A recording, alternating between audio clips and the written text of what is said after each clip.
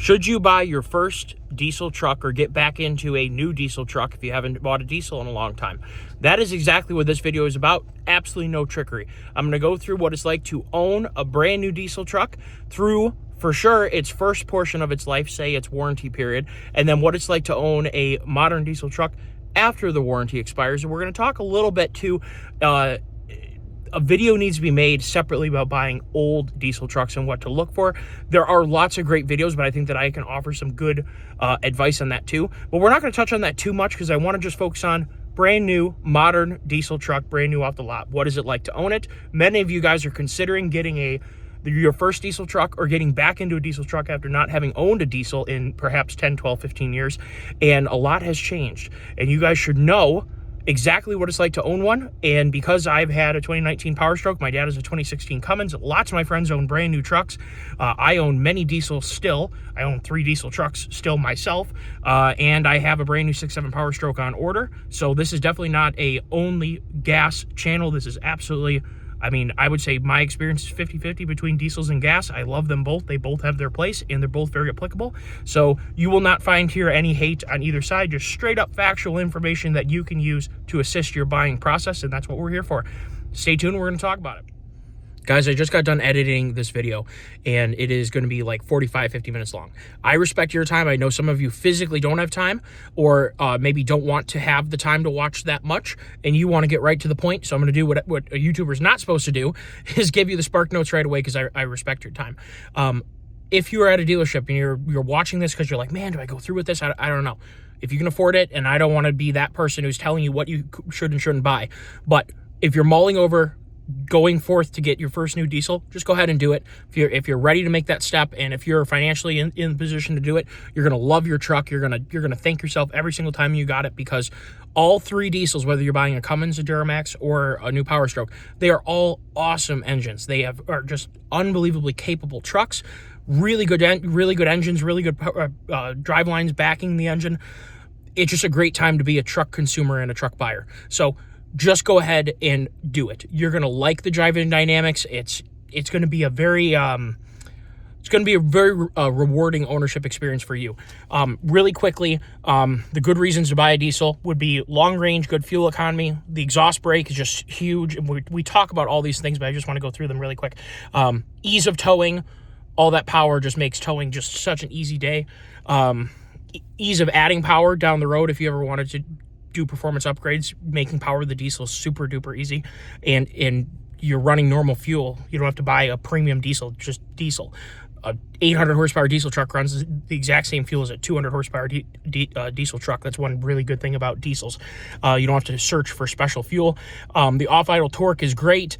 Power retention at altitude, really important. You don't lose as much power at altitude as you do with a diesel or a gas engine. They're super cool. Second cool, we're going to talk about that, and the resale value and the demand for your truck in the secondhand market or third-hand or fourth-hand market, well, depending on which owner you are in the buying process. But there's a lot of demand for diesel trucks of all ages, so having the exact same truck, whether it be a diesel or a gas, same miles, same age, the diesel is going to be far more in demand, and you're going to be able to command a higher percentage of the total price that you paid for the truck when you go and resell it, because diesels just don't depreciate as fast as gas trucks because they're just always in demand. So these are really the key reasons why you should buy a diesel truck. And if you don't want to watch the whole video, I get it. I respect your time. I just want to give a little bit of a synopsis of what we're going to talk about. We fully discuss all this and way more in this video, so if you want to stay tuned, I appreciate it. But I understand you guys have busy lives. You got stuff going on. Maybe you're ready to buy the truck right now. You want to go and sign the papers right now. It's an exciting time. I'm really happy for you. Kick ass. Go do it. Watch the video if you're interested. But I wanted to give a synopsis just because, like I said, I respect your time. So many people have said, I really like that you go into the deep, muddy waters of the information and get it all out to you guys. And I am all for doing that. But then there's people who physically don't have the time for that. And that's fine too. And I appreciate all of you guys equally. So watch the video or continue your buying process. Take care, all. See you later. All right, everybody. Welcome to the video, and we're going to start right away. But really, first, I want to talk about something super duper quickly. I know that this video is going to attract a lot of new viewers to my channel, and for that, I welcome all of you. I want you to know that my style that I tend to do is what I call drive and talks. I drive, I talk. You get to see the scenery. It's a fair exchange of information, I think, and what it avoids me is getting into trouble by putting up a whole bunch of pictures relevant to the conversation that may or may not. I mean, I try to use all my own pictures when I make videos. If you post video or pictures that you get off of the internet, you could run into copyright strike issues. And I want this video to remain on YouTube in perpetuity to continue helping people long down the road. Now, I chose to take kind of a scenic route through some state land, and I may be regretting that because this road is trashed, and I'm hoping that the rest of the roads aren't as bad as this main road here. So if I made a bad choice, maybe I won't be filming all of it going through. I wanted to give a little bit different scenery than just driving down the road, but may or may not have made a very poor choice on that. We're going to find out here just right now. So the first thing that we're going to talk about is, what is it like to drive a brand new modern diesel truck, and what are the things that you should know? This truck is a gas truck. I started the YouTube channel when I had a 2019 F250 6.7. Absolutely love that truck. Kept it for a long time. We've talked about that truck quite a bit before. This truck I got because I wanted to order a F450 to have a more capable version of a diesel truck. Not that I had any trouble with my previous truck. I just wanted a more capable version for what I was doing, and I knew that was going to take me a while, so I traded in my 6.7 toward this truck, and I'm happy that I did, because this entire time I've had more or less absolutely perfect service from this truck, and it's done everything that I've asked it to do. I have lots of videos on the 7.3 gas engine, which is a wonderful gas offering. But we're going to talk strictly about owning a modern diesel truck. They are so much like a gas truck, it is not even funny. There's so much weird information online that somehow they're this alter animal of either unreliability or challenging to use, challenging to maintain. None of those things are true. You're going to hear those from a lot of different people who maybe just hate diesel trucks. It's just not true. You can get in a brand new diesel truck, hit the start button or turn the key, put it in drive, take off, go down the road, go do your thing. It is going to love whatever you do with it. There is a stigma out there that diesel trucks do not respond well to short commutes. Diesel trucks do not respond well to city driving.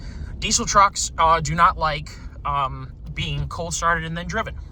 We're going to cover every single one of those right now.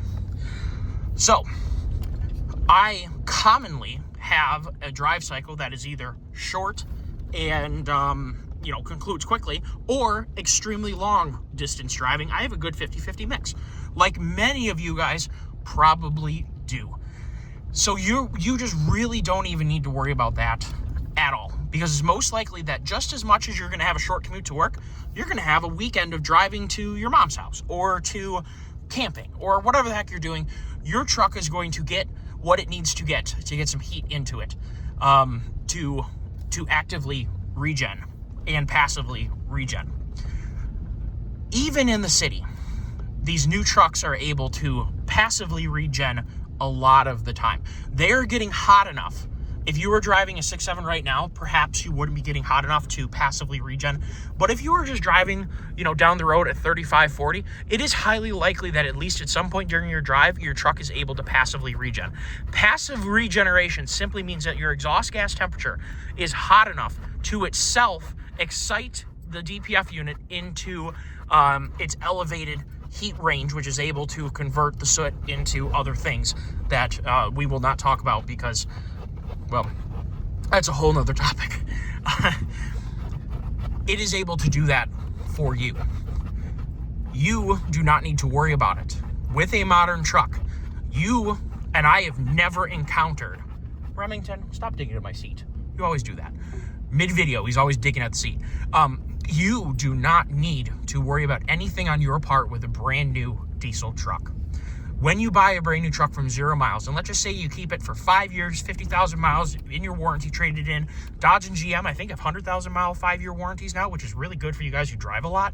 That's absolutely excellent. Ford, I think, is still at 5-year 50,000 or 5-year 50,000 mile. I think for the price that you're paying for these trucks, and we've covered this before, they should have a longer warranty, in my opinion, especially given the cost of replacement if there was a manufacturing issue. We're going to talk about all that. See, I got off onto a train of thought here. You can buy a brand new truck, drive it like a normal human being, just as you would your Chevy Malibu or your Expedition or your F-150 or whatever, and it's going to work just fine for you. It's not going to do anything different than any other truck. If your dog got hurt and you needed to rush it to the vet, if your child fell and bumped their head and you need to bring them to the doctors or to the hospital or whatever, if you fall or whatever the case may be, whatever happened in your life that you need to fire up your truck and get going, it is not going to self-destruct, and it is likely not going to impact your truck's useful life one iota.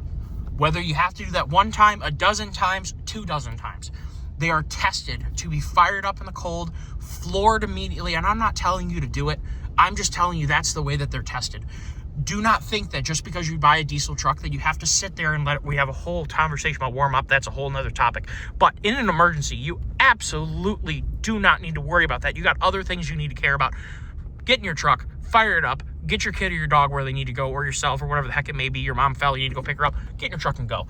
That is not a relevant issue to a modern diesel truck. Older diesel trucks physically didn't run right when they were cold. P7100 pumps are famous for this.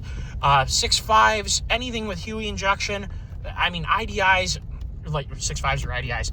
6.2, 6.5, 7.3, 6.9, or 6.9s. Those are all IDI motors. They can be a little touchy when they're cold, okay? That was also 25 years ago, 25 going on 30 years ago.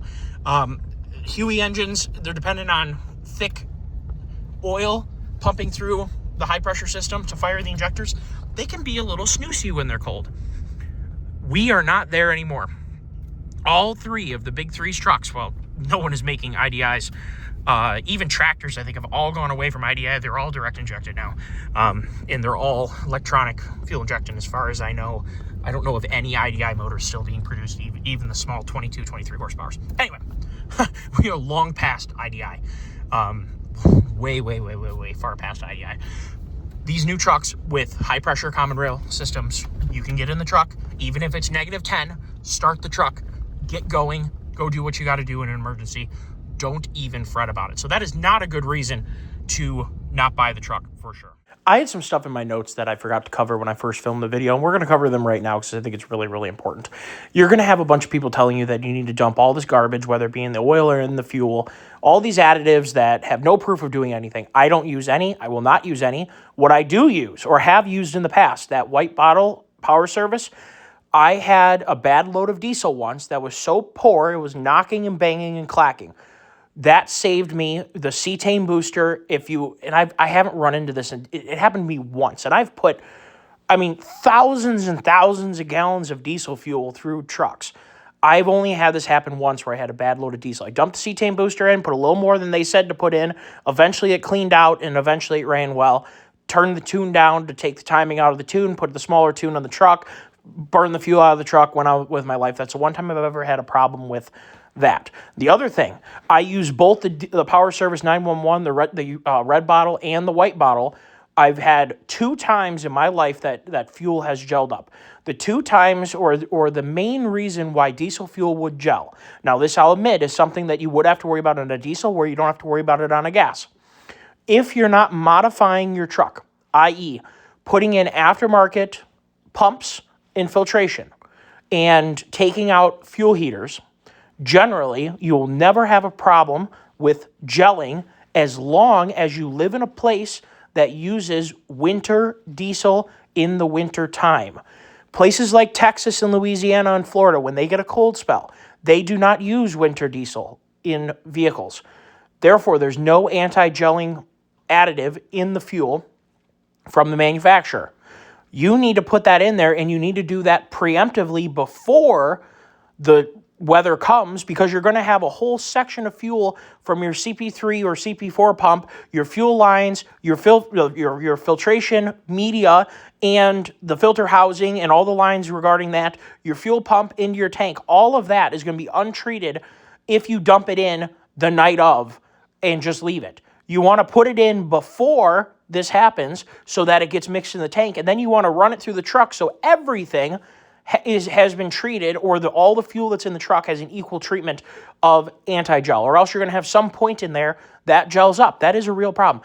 I've been starting tractors in the cold, my Mini in the cold, my truck all wintertime, and done this for years. I've never had a gelling problem other than I had it happen twice on my Cummins. It does still have a fuel heater, and it still had factory lift pump and everything else. It was negative 25 for like 2 weeks. It was cold as heck for like continuously really, really cold. In my opinion, until it gets down below zero, and as long as you have winter diesel, you straight up don't need to worry about gelling with an unmodified fuel system. Where you get in trouble is extra goofy fuel lines, extra fuel filters hanging down, removing your fuel heating components from your truck. And there's no, one of the big takeaways too is there's going to be aftermarket companies that are going to be telling you that you need to do all this stuff to your truck. They are usually finding a solution and then finding the problem to sell you a product. I got to be honest with you, these vehicles are passing the factory or the Ford or GM or Dodge, all of them have very stringent powertrain durability, drivability testing. Stringent, heavily stringent, hard, abusive, dynamometer testing, cold room testing, mountain pass testing, horrible testing on the engines to get them to the point where they're ready to sell. They are heavily abusing these trucks before you get them. There is no reason why an aftermarket company, unless there is a glaring failure in the design of the truck or you've modified the truck outside of its original design parameters, that's where aftermarket companies come in, okay? But if your truck is stock, your stock fuel system is good enough for your truck. I don't care what anybody else is saying. Your stock fuel system has enough filtration. Now, I will say the plastic housing for the upper fuel filter housing on a Power Stroke, for instance, is not a very good design in my opinion. But the filtering capability, the fuel pressure, the fuel volume, all of those things, and the anti-gelling, as in the fuel heater solutions that they've put in place, and the routing of the hoses, the protection of vulnerable parts of the fuel system, are all good and don't need to have any extra consideration. Leave them stock, especially if your first diesel truck. My recommendation to you, you're going to hear me talk about this when it gets to tuning, leave it alone.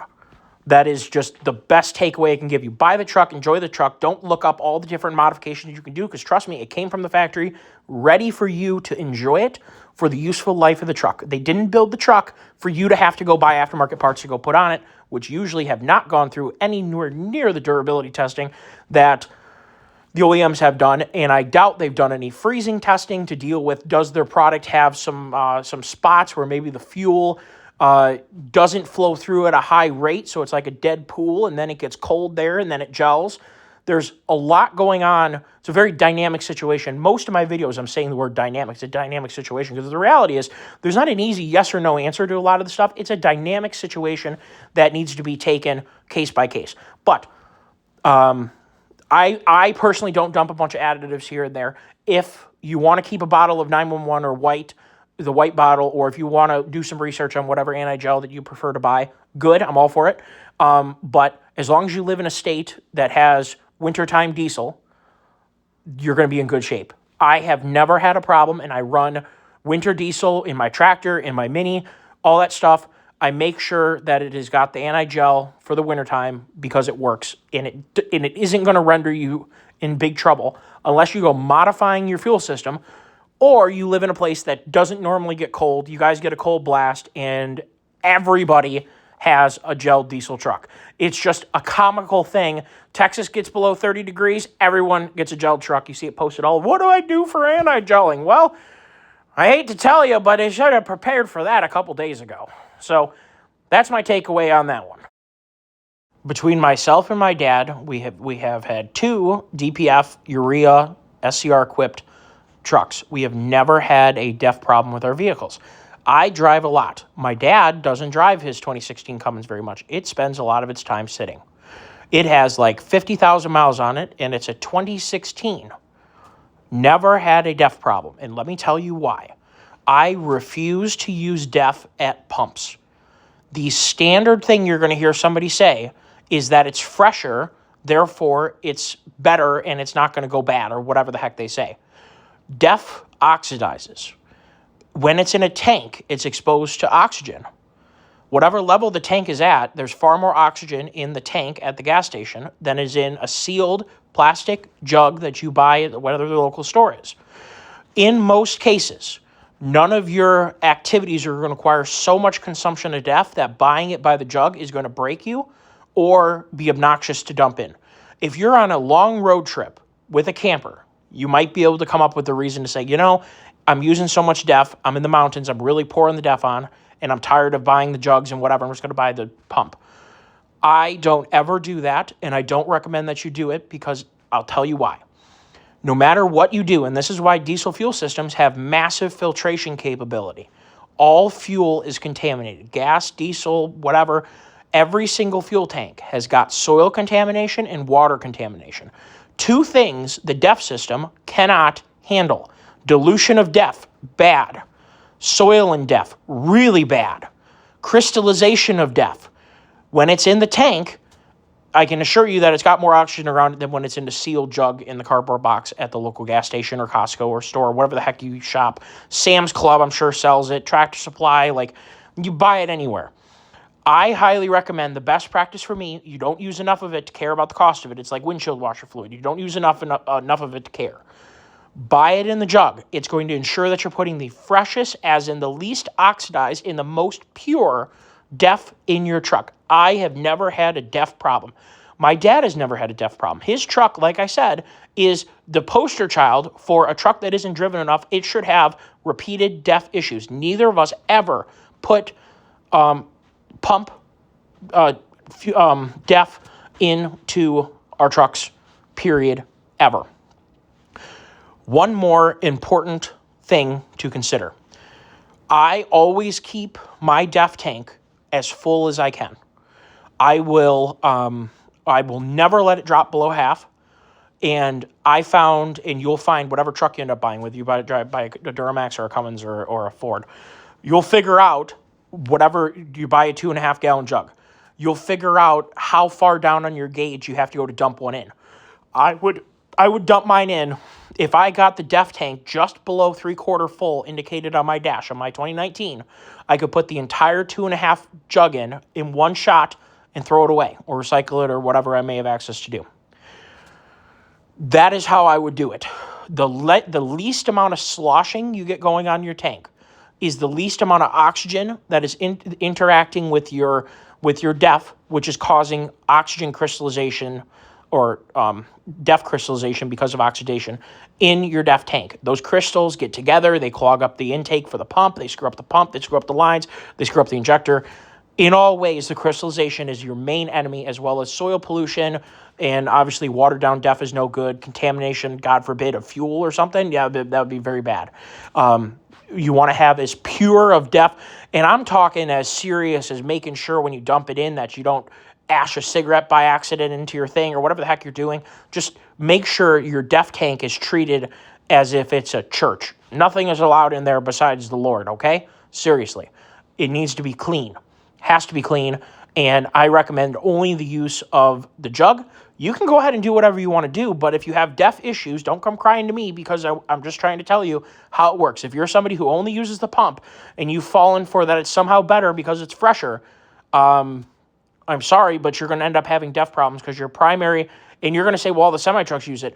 All the semi-trucks have rampant SCR and DEF system issues.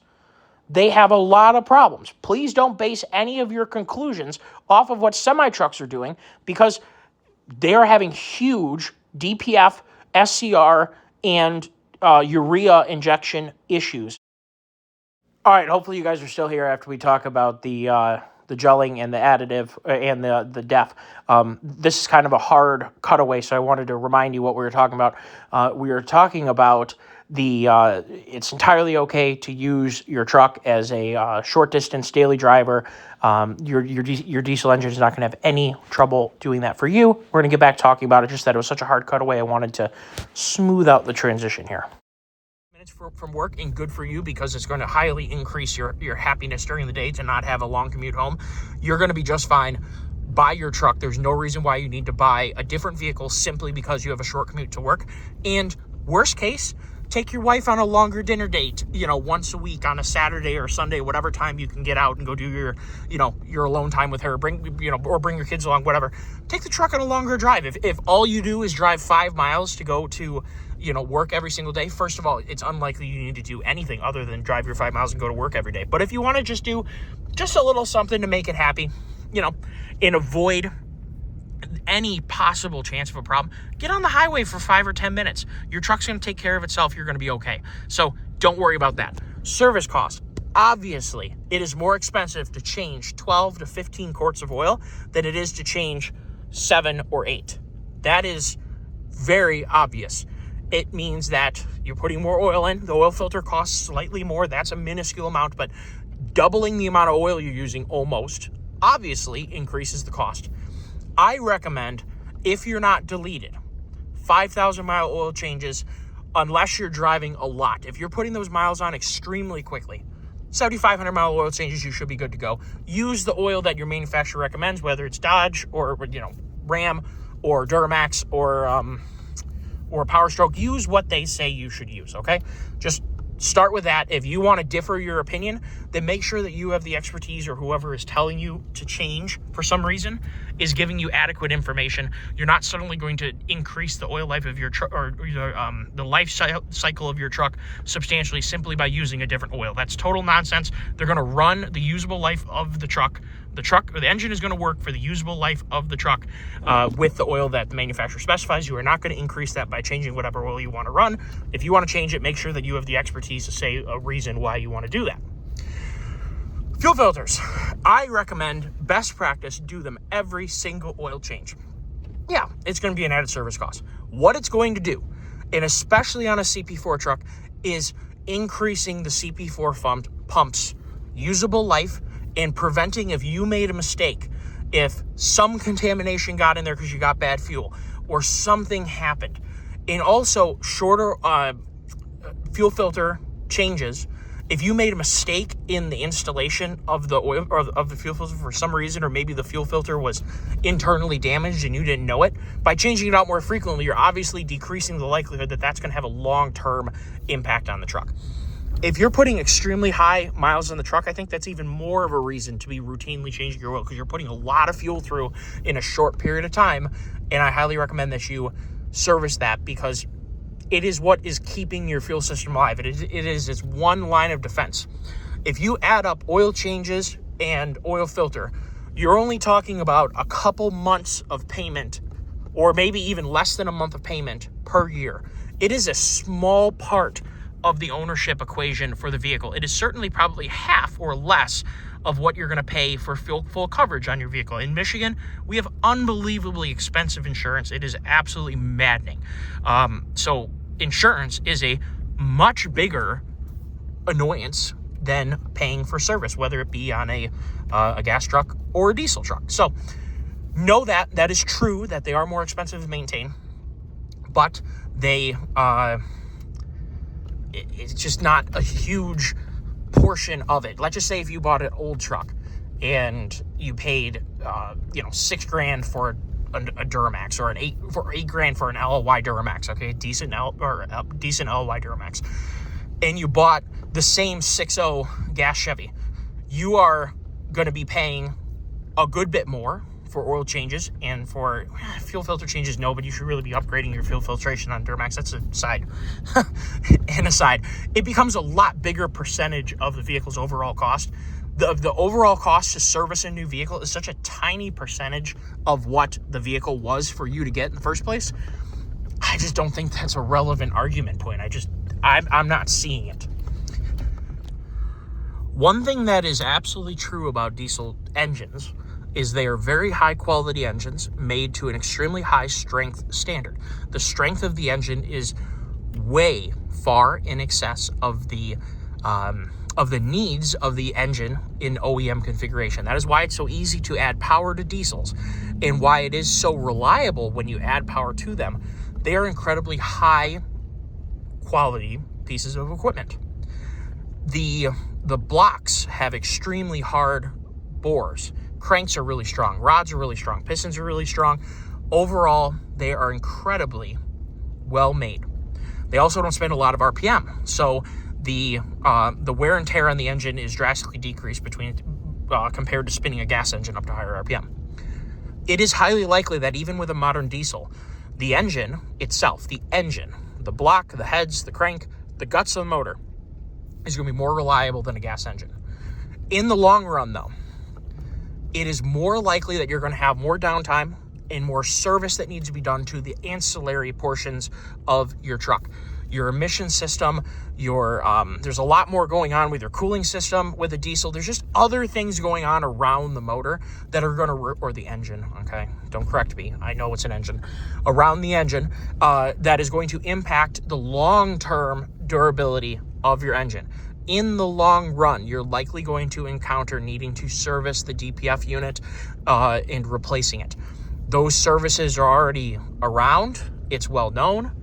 Potentially cleaning your intake tract to clean up the EGR mess. So if you're going to keep this engine for a long time, that's where more conversation about owning a diesel needs to happen. If you're a 5-year, 50,000-mile person, you trade in every 5 years when you pay off the truck and when you run out of warranty, you can just go and buy a diesel truck. And I'm telling you right now, you can hop in it, you can drive it just like a normal truck, just as if it was a gas engine, and just simply make sure you're doing your oil or your fuel filter changes very regularly, more regularly than the OEMs tell you. They have to deal with customers who say, I'm not doing that, which is just so ridiculous. It just amazes me for people. You literally hear of people paying $70,000 for a truck and don't want to pay $200 to change the oil filter or the fuel filters. And then they complain about, $129.99 to do an oil change at the dealer every 7,500 miles, and they're complaining about it. It's like, Jesus, Lord, you're paying hundreds of dollars a month in insurance. You're paying hundreds and hundreds, if not $1,000 for your truck note, or your collateral if you paid cash, the amount of money you could have made with that money that you paid cash for in your truck, and you're worried about maintaining it. Why wouldn't you want to make sure that this thing is in tip-top condition, especially if you paid cash for the truck? I will never understand some people's perception of reality on that subject. So one thing I forgot to add, and you're going to notice a change of scenery here because I filmed this second because I made a mistake. Diesel trucks offer these following advantages as to why you may want to buy one. I've talked about it before, but I think it's important to put this in the video. The increased range and fuel economy over a gas truck. Now, the equation to figure out payoff, I've done it before. I've made a very complex equation before looking at payoff. We're talking 130 to 150,000 miles of payoff to pay off the extra cost of buying the diesel in the first place. That is a pretty long time. So paying it off strictly because of fuel savings is kind of a little far-fetched. A lot of people aren't keeping the truck that long. If you do keep the truck that long, it may work out for you. And other factors may impact that equation and change it. But 130, 150,000 miles is a pretty good starting point for paying off the added cost of a diesel over buying a gas engine, and especially a gas engine that you had to pay for, like the 7.3, which is the $3,000 upcharge, if I'm not mistaken, from the 6.8, so the base motor. GM and Dodge just have one gas engine. So that's not the case for them. You're straight up just paying a diesel upcharge from gas no matter what. The exhaust brake. That is a huge advantage in a diesel truck. If you're towing on any grades, having the exhaust brake is so nice to have. It greatly will increase your brake life. Not even close. It makes a huge difference to your long-term service of your brakes. And it also makes a difference for your own safety, getting the trailer and truck under control in a bad situation. If you're coming down a grade, overheating your brake, a long grade, overheating your brakes are a real thing. And you always want to stab and get off. Knock the speed down, get off, let the brakes cool. Knock the speed down, get off the brakes and let them cool. And then in the meantime, your exhaust brake can be helping continue to slow you down. If you come down a whole grade dragging your brakes like that, oh boy, you're going to have some smoking brakes at the bottom of the grade. It is so important to know how to brake a trailer coming down a grade. And having an exhaust brake, that alone, for anyone towing the mountains, is the biggest reason why I think you should buy a diesel truck, and that's where they really shine over a gas truck from a gas truck owner, okay? Gas trucks do not have the engine braking capability of a diesel truck.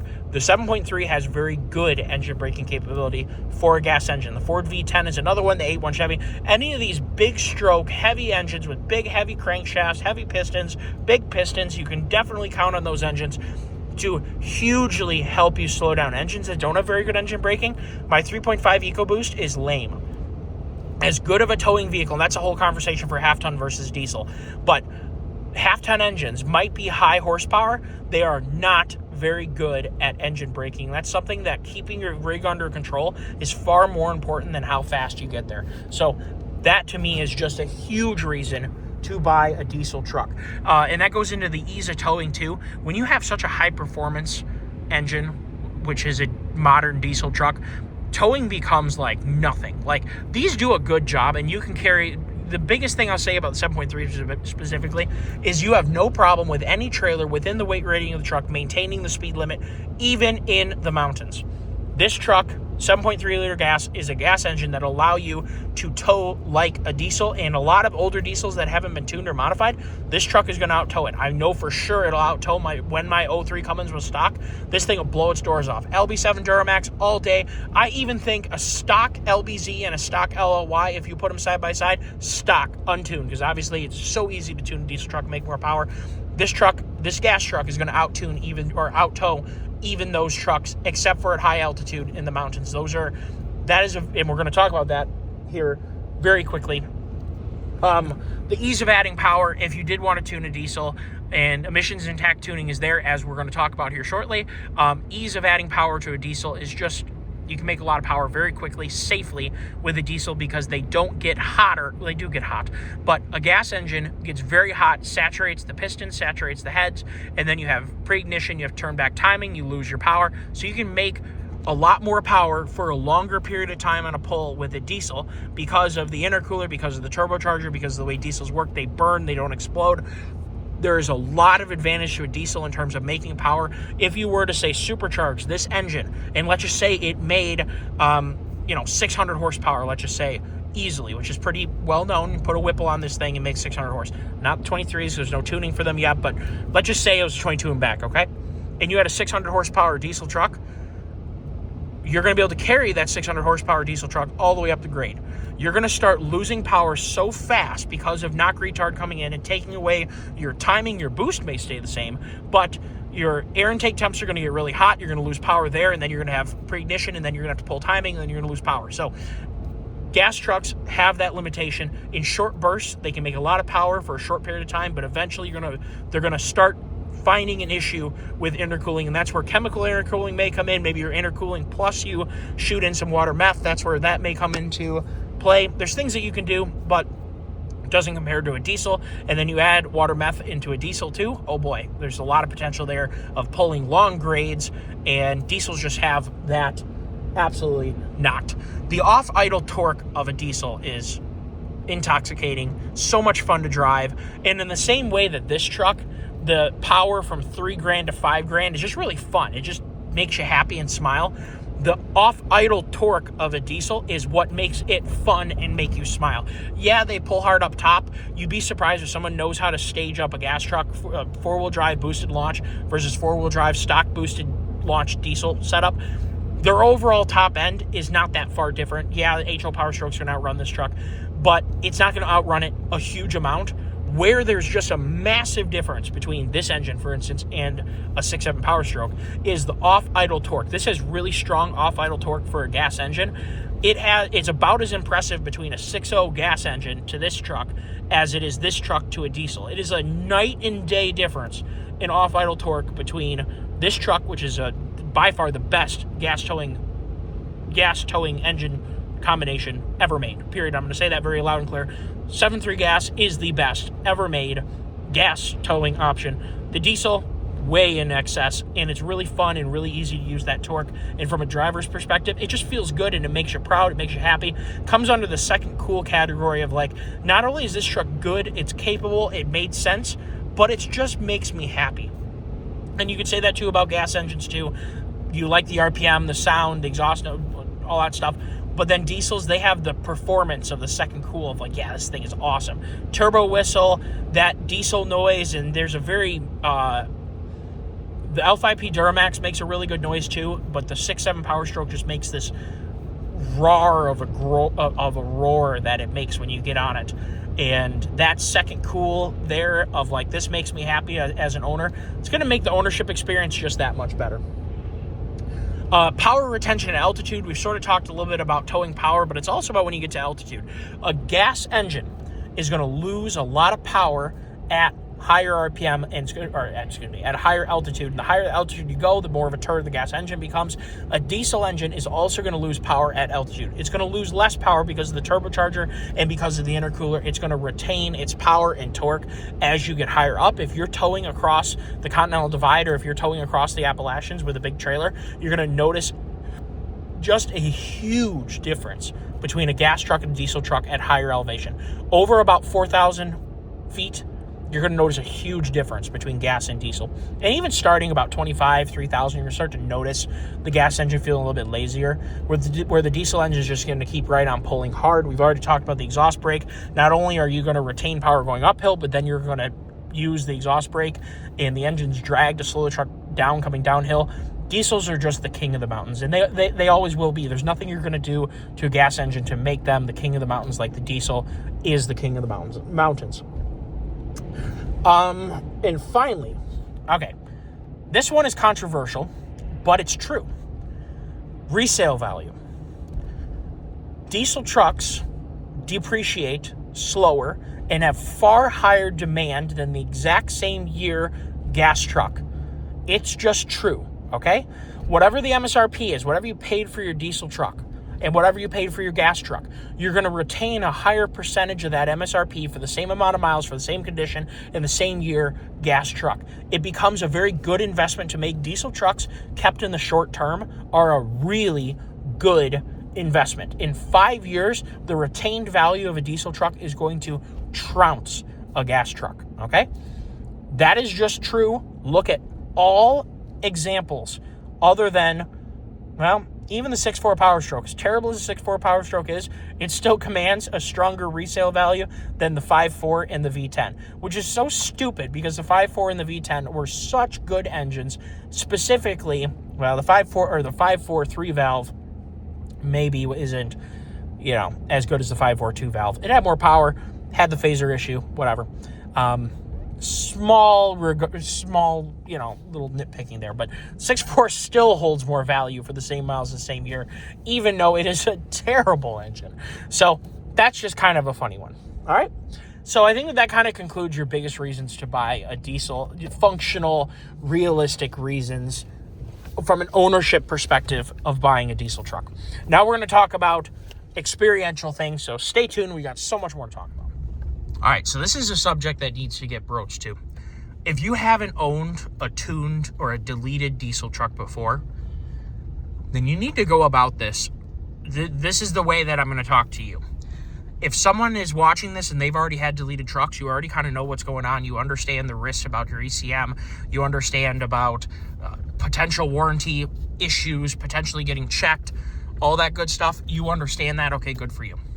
I'm going to talk to people who've never owned a diesel truck before. It sounds like a really good idea, okay? You can get rid of your emissions equipment. You can potentially increase the durability of your engine.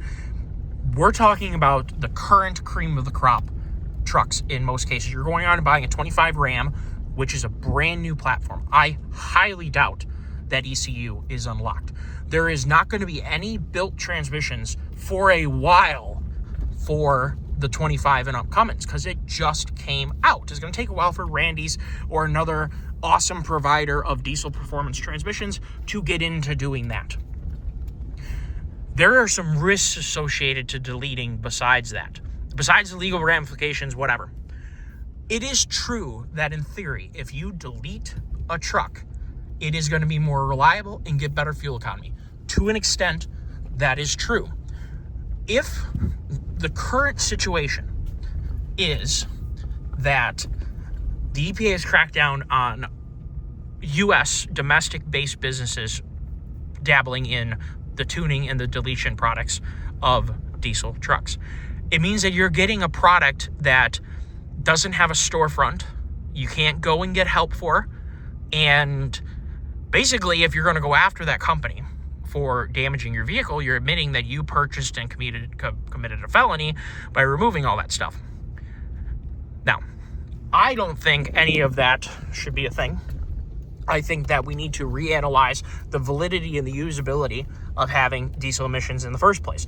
Are we actually benefiting the environment by doing these things? And if so, are we benefiting them enough that the delta between not having them and having them is worth the reliability loss, the production emissions, and the ecological footprint of remaking or fixing these vehicles if they do fail, the cost of remaking the CP4 pump, the engine if it fails, the pistons and all that stuff, that total global cost of both emissions, carbon footprint, and ecological footprint, is it worth that for the gain or the loss of emissions by having that emission system? That is something that is yet to be really analyzed properly, and I can assure you that right now that is happening. Corey Willis is leading that charge. You have another option, and that is to do emissions intact tuning, which means that you're not getting in any trouble with the EPA. Your tuner isn't getting in any trouble with the EPA, which means that the best minds on the planet are doing tuning on your truck. Currently, there could be incredible minds doing tuning on your truck, okay? You could also have a backdoor person who doesn't know what the heck they're doing, because there's absolutely no qualifications required to produce a tune for a truck and sell it. You could be buying something that has terrible transmission calibration that's going to cause transmission damage. Super common problem. Transmissions fail because of the tune, not because of the power that's put in them. You could have people who are putting tunes together that are damaging your pistons, causing overheating issues, just in general are going to cause you more trouble than just leaving the truck alone. That is the worst case scenario. The best case scenario is you pick up a good tune from the original person who did the calibration, and it's of high quality. The transmission tuning is good. The engine tuning is good. The truck gets great fuel economy. I have seen huge success stories with deleted trucks, and I've also seen utter disasters. Disasters that mean the owner is buying a new engine and new trans, which a new engine and new trans for a brand new truck, 30 grand, okay? So my recommendation, my best recommendation to the people watching this video, unless you are in the diesel performance aftermarket where you are keenly familiar with what is going on, and you have a friend who can advise you properly, and a trusted friend, not just someone, oh, I know a guy who set me up. You got to be really careful, because at the end of the day, you're paying for your engine transmission fails. I'm not trying to scare anyone away from tuning or delete tuning. I guess I sort of am, because I've just seen so many nightmares. I've seen as many nightmares with crappy delete tunes as I have people buying old diesels and in a short period of time having them blow up because they had a problem. They had some lingering gremlin in there, like a bad injector, that eventually burned the truck down, or burned the engine down, or burned the piston down, which of course destroyed the motor. That is a lot of clear cutting. We'll just let this guy go by. So that is my caution to you, because I definitely don't want to have one of my viewers go off on that tangent. I highly recommend that you purchase a brand new truck, you drive it for what it is, and if you were interested in tuning, first look at the emissions intact option. And no, I don't have any affiliation besides respect for Corey Willis and PPEI. No, I am not affiliated at all. No, I don't know Banks. That's not tuning, but that is the Derringer works. I had one. It works really good. I'm pretty sure the Stealth system works. I've heard good things about the Stealth system too.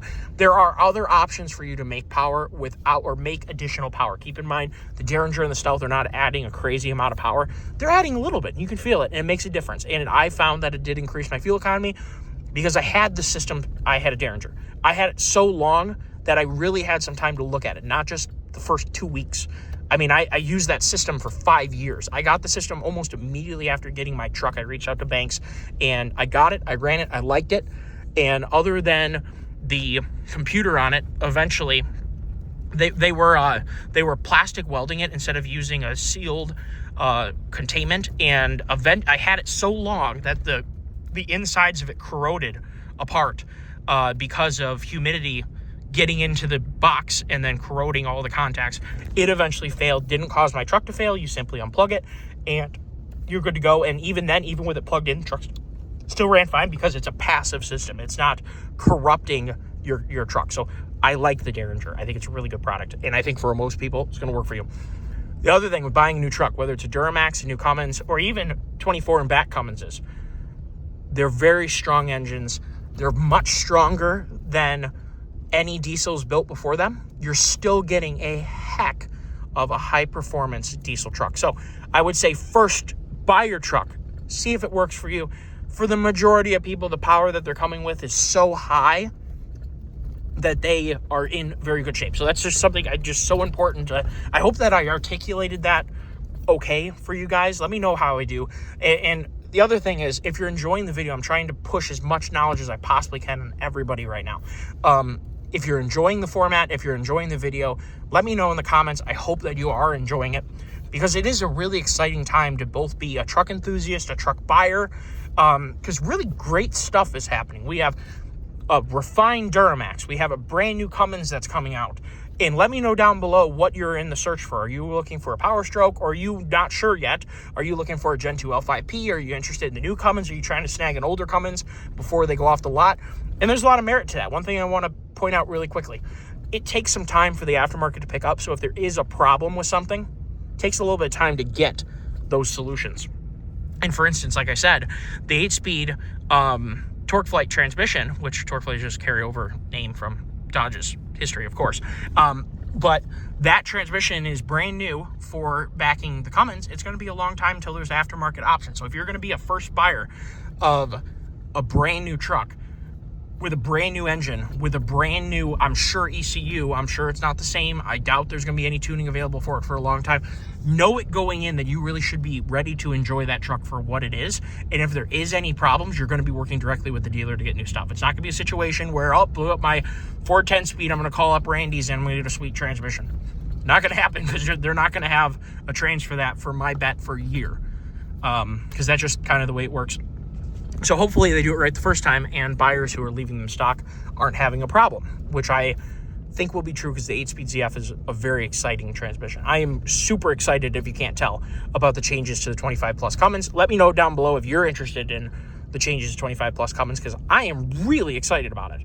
Also very excited about the new Gen 2 L5P and that whole GM truck in general. That's a really nice truck. If you're in the market for a GM truck, that is one.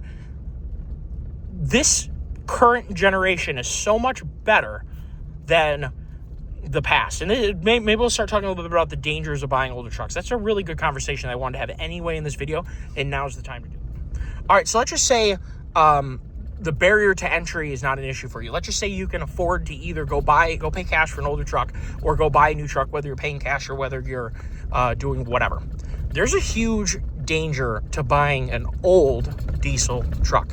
And that is where I think their biggest bad rap has come from, is because it's not hard to go source a truck that has huge electrical issues, that has fuel system issues, where you buy the truck and within a few thousand miles you burned a piston, or within a few thousand miles you diagnose it in time and you have a bad injector, or several bad injectors. And injectors for, say, a Duramax, to do it right the first time, you're probably looking at between $2,600 and $4,000 to do it right the first time, to replace all 8 and do it right. Cummins, $2,700 is not a off-the-rail number to have to replace injectors. That's just the injectors. You haven't got the CP3 pump yet.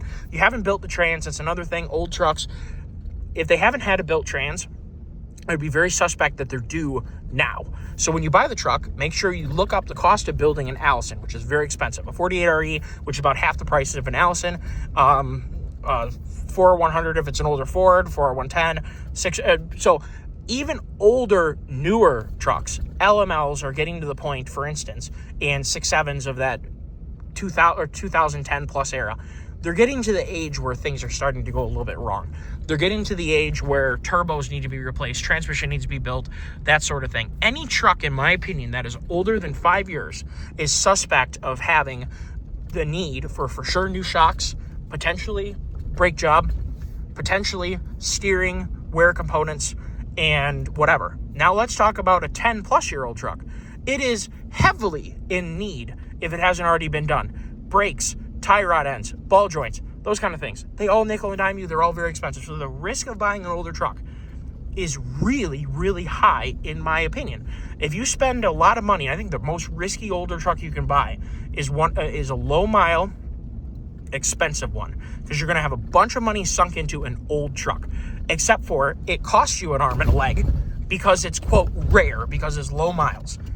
I would much rather recommend to all of you guys to consider buying a new diesel truck, unless you're going to snag something really cheap. Like, obviously, the comparison between an $8,000 and less dollar diesel truck is a huge difference from a $70,000 brand new truck. But if you're looking at paying $18,000, $24,000, $34,000 for, older 6.7, LML, all that stuff, you're taking a huge risk, okay? A huge, huge, huge risk.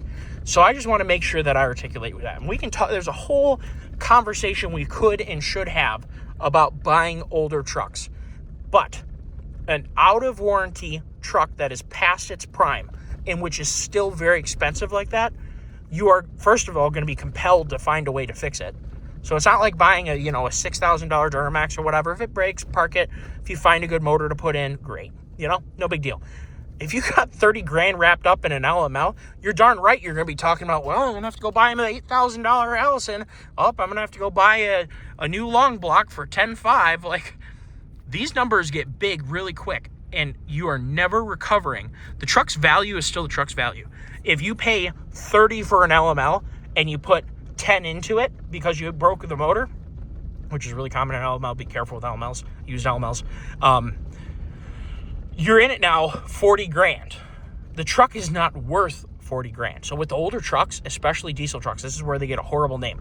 When you start looking at the overall cost of keeping them alive, it starts getting to the point where you have 2x, 3x into the value of the truck, and you will never, ever recover that money. So you're just better off continuing to fix it. That's where I'm at on my 03 Cummins.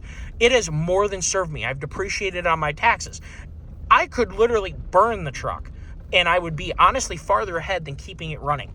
And the only thing keeping it running is knowing how much money I have in parts in that thing that I've had to keep it running all these years. I've put 160-something thousand miles on that truck in the time that I've owned it, and these are 160 hard miles. And I bought it used, and it wasn't in the best shape used. So you can imagine how quickly in those many years you can add up to a lot of money going in your truck. So that's about as much as I want to talk about that. Be super duper careful. I'd be very careful about vehicles that have a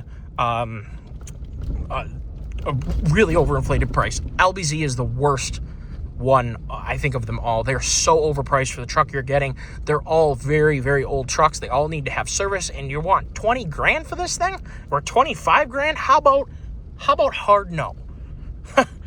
How about 100% definitely hard no?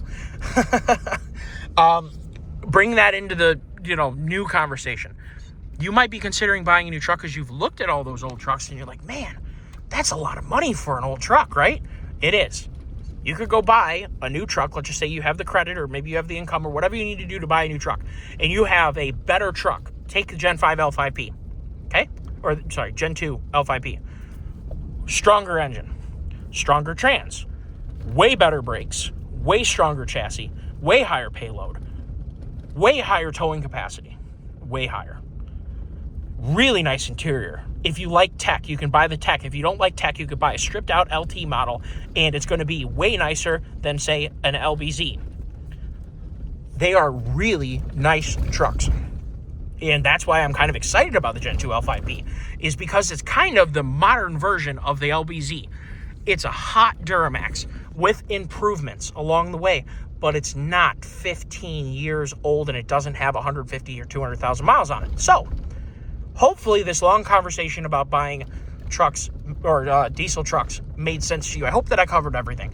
If you have any questions at all about this conversation, I'm sure that I missed something, because the conversation could literally just keep going, because there's so much to talk about here, and there's so much opportunity for sharing past histories or whatever with you guys, the mistakes that I've made, the mistakes my friends have made.